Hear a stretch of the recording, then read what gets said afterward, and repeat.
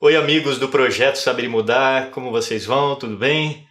Estamos retomando a série Obras e Autores em Destaque, em que comentamos e indicamos obras da literatura espírita importantes para os nossos estudos, para o aprofundamento do nosso conhecimento e, portanto, para a nossa prática, para a nossa vivência e para a nossa conscientização das realidades espirituais.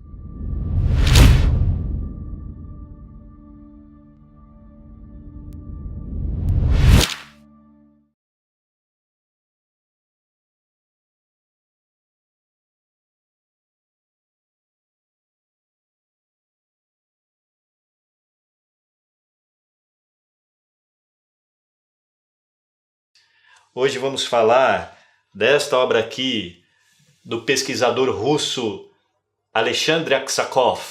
Você está vendo aí a capa. O título completo da obra é Um caso de desmaterialização parcial do corpo de um médium.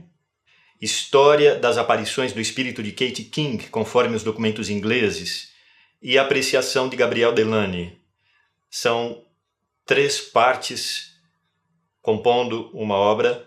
Na verdade, são 3 obras dentro de uma, e classificamos assim por causa da separação, na verdade, das obras que estão, na verdade, são independentes.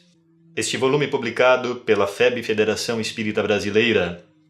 Alexandre Aksakov, um pesquisador muito importante e que muitos espíritas não conhecem, ou conhecem apenas de passagem, de lerem citações, mas não aprofundaram, não foram diretamente nas obras do autor para ter o conhecimento das pesquisas seríssimas que ele realizou durante muito tempo com médiuns de efeitos físicos, comprovando fartamente, detalhadamente, com metodologia científica, as aparições dos espíritos, a materialização dos espíritos, para a gente ver como é que muitas pessoas desconhecem, até mesmo espíritas, desconhecem as pesquisas sérias e amplas que foram realizadas e que as realidades espirituais, a vida após a morte biológica, já está comprovado cientificamente desde o século XIX, apesar da resistência das academias, das universidades e dos pesquisadores de formação materialista, a resistência para aqueles que se recusam a estudar. Não é? Esses pesquisadores, como Alexandre Aksakov, não eram espíritas propriamente, não eram religiosos, eram pesquisadores que se dedicaram à exaustão a essas pesquisas. E que o tempo, claro, a humanidade ainda leva um tempo para assimilar, porque existem muitas resistências, né? Se temos resistências até hoje em relação aos ensinamentos de Jesus, não é? Por quê? Porque a verdade incomoda. Então imagine com nas academias a resistência daqueles que preferem ainda se apegar, por orgulho intelectual inclusive, aos pontos de vista ligados à matéria em si. Não é? Isso com aqueles que ainda não têm uma postura científica verdadeira, porque aqueles que têm se dedicaram às pesquisas, comprovaram e foram de acordo com os fatos, e não com as opiniões, não é? E não com as tendências. Vamos conhecer então um pouco sobre a vida e o trabalho de Alexandre Aksakov. Nasceu em 1832, desencarnou em 1903, diplomata, filósofo, jornalista e pesquisador espírita russo. Foi um dos grandes cientistas que se notabilizaram na investigação e análise dos fenômenos espíritas no século XIX, membro de tradicional família da nobreza russa, doutor em filosofia e conselheiro íntimo do czar Alexandre III. No desenrolar de sua mocidade, demonstrou acentuada tendência para uma vida de seriedade, palmilhando caminho diferente e revelando notáveis qualidades de investigador, preocupado com as coisas da alma e do mundo espiritual.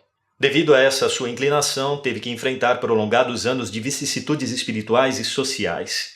Era lente da Academia de Leipzig, na Alemanha. No campo da investigação psíquica, tornou-se diretor do jornal Psychische Studien, publicado na Alemanha. Também lançou em Moscou a revista de estudos psíquicos Rebus, primeira do gênero que apareceu na Rússia. O seu nome já era bastante conhecido como notável doutor em filosofia quando sustentou viva polêmica com o filósofo alemão Dr. von Hartmann, em que refutou com sobeja superioridade científica e demonstrações irretorquíveis as explicações do sábio alemão sobre os fenômenos espíritas, aos quais atribuía um fundo biológico. Aksakov realizou numerosas experiências e observações no campo científico, tendo realizado trabalhos tão profundos que até hoje jamais foram excedidos em matéria de espiritismo experimental. Trabalhou com a célebre médium italiana Eusapia Palladino, nascida em 1854 e desencarnada em 1918. Com fundamento nesses trabalhos, publicou seu famoso livro Animismo e Espiritismo em 2 volumes, obra de fôlego impressionante e insuperável em todo o mundo. Esses 2 volumes publicados no Brasil pela FEB, Federação Espírita Brasileira. Escreveu Aksakov em fevereiro de 1890. Interessei-me pelo movimento espírita desde 1855 e desde então não deixei de estudá-lo em todas as suas particularidades e através de todas as literaturas. Durante muito tempo aceitei os fatos apoiado no testemunho alheio. Foi só em 1870 que assisti à primeira sessão em um círculo íntimo que eu tinha organizado. Não fiquei surpreendido de verificar que os fatos eram realmente tais quais me tinham sido referidos por outros. Adquiri a convicção profunda de que eles nos ofereciam, como tudo que existe na natureza, uma base verdadeiramente sólida, um terreno firme para a fundação de uma ciência nova que seria talvez capaz, em um futuro remoto, de fornecer ao homem a solução do problema da sua existência. Fiz tudo o que estava ao meu alcance para tornar os fatos conhecidos e atrair sobre o seu estudo a atenção dos pensadores isentos de preconceitos. Precisamos então estudar este autor muito sério, com farta comprovação. É preciso uma postura mental diferenciada para estudar essas obras, porque não são romances, não são mensagens avulsas, são obras de estudo sério que merece atenção.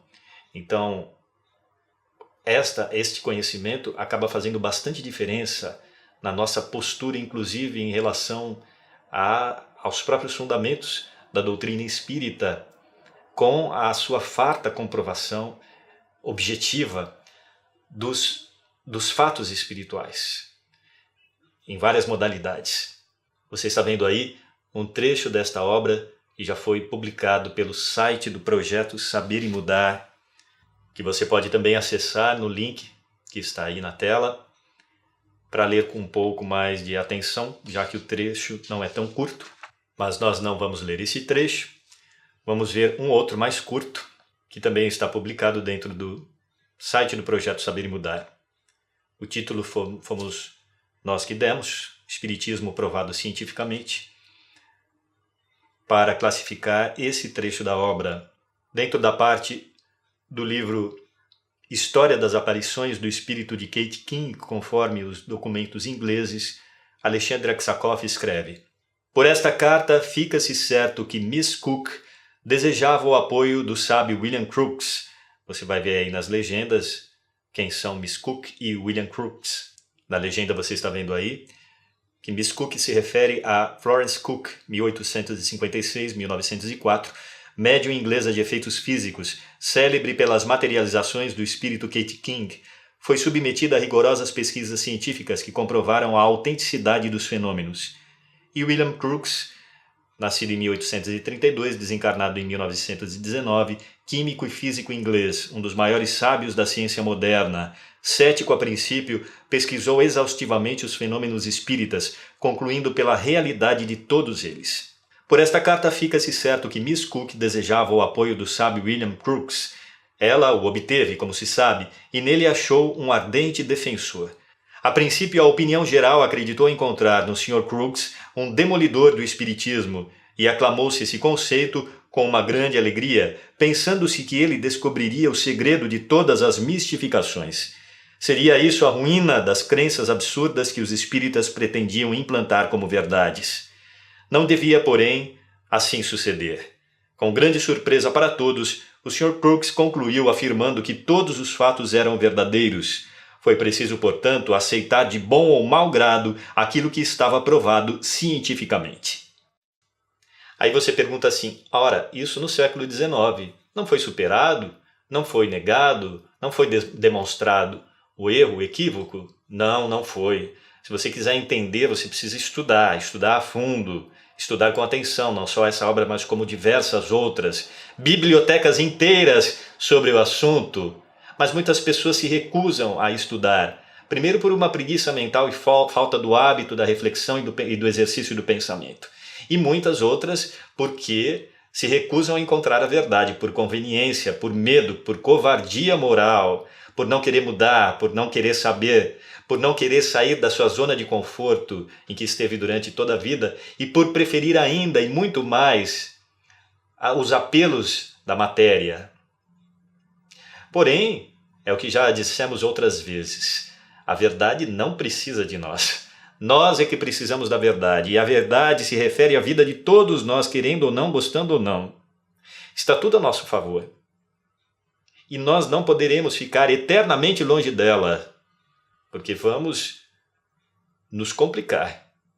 Precisamos entender, usar o raciocínio, o pensamento, o conhecimento. Então estude com atenção e vamos em frente, cada vez mais conquistando espaço dentro de nós a partir daquilo que já está fartamente comprovado, inclusive cientificamente, pela literatura espírita, pelos pesquisadores sérios, que muitos não eram espíritas, mas que se dedicaram com a mentalidade científica verdadeira a essas pesquisas.